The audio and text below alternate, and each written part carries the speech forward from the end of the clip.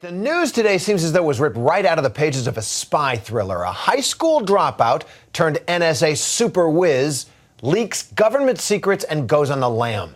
But it's not James Bond's latest movie. It's the story of Edward Snowden, now wanted for leaking some of America's most confidential information. And tonight, ABC's chief investigative correspondent Brian Ross is here with the latest. Brian? Terry, it's been a month now since Edward Snowden abandoned his country, essentially defected, leaving his job at the NSA in Hawaii, determined to reveal some of this country's most sensitive secrets. And now his saga has turned into a full-fledged diplomatic incident, badly straining U.S. relations with first China and now Russia. It was a day of high drama and international intrigue today at the Moscow airport, reminiscent of a Cold War spy novel. At the center of it all, 30-year-old Edward Snowden, a contract employee at the CIA and the NSA, the National Security Agency, under indictment for espionage and on the run from the FBI with 4 laptops loaded with America's most sensitive secrets. I had access to, the full rosters of everyone working at the NSA, the entire intelligence community, and undercover assets all around the world. And so far, this brilliant, quirky high school dropout has managed to outsmart the CIA, the NSA, and the FBI. An astounding tale in the eyes of one former CIA spy. I feel like every country's going, hot potato, he's not ours, and he just keeps switching from country to country to country. Emily Branwyn, a one-time improv comedian, was recruited into the CIA's clandestine service as a master of disguise, and then went undercover herself. I think it's crazy that the NSA can track everything, but they can't track Snowden. We're just waiting. It's the most epic game of Marco Polo ever. Snowden had been scheduled to fly out of Moscow to Havana Monday on Flight 150 of the Russian airline Aeroflot. But the 30 journalists who also bought tickets on the flight found Snowden's assigned seat in economy class, 17A, empty as the plane pulled away from the gate. I was thinking maybe whack-a-mole, maybe be appropriate too. I mean, every time he pops up, I think we're about to go, oh, we're going to get him, and then he disappears and he goes somewhere else, and then he pops up again and he disappears. The drama at the Moscow airport was no laughing matter for the United States Secretary of State, John Kerry, outraged that Russia is refusing to arrest the American fugitive. It would be very disappointing if he was willfully allowed to board an airplane as a result, and there would be, without any question, some effect and impact on the relationship and consequences. Tonight, diplomats say Snowden is spending the night somewhere in the Moscow airport. But his precise whereabouts are still a mystery, according to ABC's Kirat Radia, who spent the day at the Moscow airport. Snowden doesn't have a Russian visa, so he can't leave the airport. The only way out is for him to take a flight. Amazingly, nobody has seen Snowden since he arrived on Sunday. There's duty-free shops everywhere, and there's cafes, but there's also a bunch of secret lounges and corridors where he could be hiding. They don't want to take him into custody or arrest him or do anything coercive, but they might like to give him a guest house for the night. They might like to have him go to sleep while they get to play with his computers that he's brought along with him. Like a real-life version of Where's Waldo, Snowden is trying to make his way from Russia to Cuba and then to Ecuador for political asylum. All countries only too happy to defy the U.S., and all put on notice by the White House on Monday.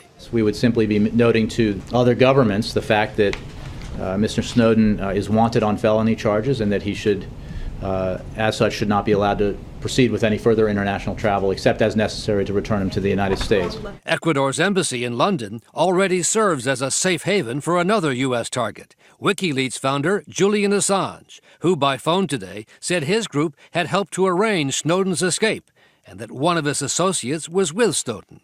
They are in contact with their legal team. The US government is taking on a young generation of people who find the mass violation of the rights of privacy and open process unacceptable. The latest chapter in Snowden's fugitive odyssey began in Hong Kong last Friday, where he had been in hiding for almost a month. It was on Friday that word leaked out that the U.S. had formally asked Hong Kong to arrest Snowden and then return him to the U.S. It spooked Snowden, according to his lawyers, that he might be imprisoned and lose his computers. He can, spend so many days in a small place And yet, he feel he was free because he had contact with the whole world through the computer. Snowden's lawyer, Albert Ho, told ABC's Gloria Riviera a government intermediary then advised Snowden to leave before it was too late. He was assured that he could leave without interruption, but he was rather concerned whether or not this assurance is reliable, and he would like to seek confirmation. U.S. authorities tell ABC News Hong Kong officials gave Snowden time to get out by stalling on the formal U.S. request for his arrest, claiming the paperwork was not in order, and then failed to tell American officials that Snowden was on the move. This was a deliberate choice by the government to release a fugitive despite a valid arrest warrant, and that decision unquestionably has a negative impact on the U.S.-China relationship. And Snowden was able to make his flight to Moscow from Hong Kong Sunday, even though his passport had been revoked by the U.S. the day before. Hong Kong officials said the passport was not revoked in time by Washington, coming 8 days after the criminal charges were first transmitted, something the White House also denied, including China in the blame. I can say that the Hong Kong authorities were advised of the status of Mr. Snowden's travel documents in plenty of time to have prohibited his travel as appropriate. And I think I did reflect our concern and disappointment in the actions or the failure to act by Hong Kong authorities, as well as the fact that we do not buy the suggestion that China could not have taken action. Ironically, Snowden's countries of choice now, China, Russia, Cuba, and Ecuador, are hardly models of human rights.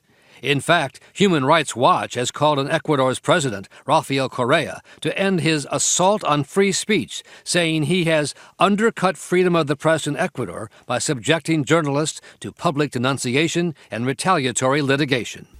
Snowden's own supporters, including Daniel Ellsberg, defend his use of those countries. He knows very well that most of these countries that he's passing through, and Ecuador itself, have standards of press freedom that we don't want to see in this country, except that we're approaching them, and he's helping us prevent that. So I think that so far he's shown extremely good judgment, and I don't have anything to offer him. I'd congratulate him, as a matter of fact. U.S. officials say they still don't know the full toll of the damage they claim Snowden has done. But Secretary of State John Kerry put it bluntly: people may die as a consequence of what this man did.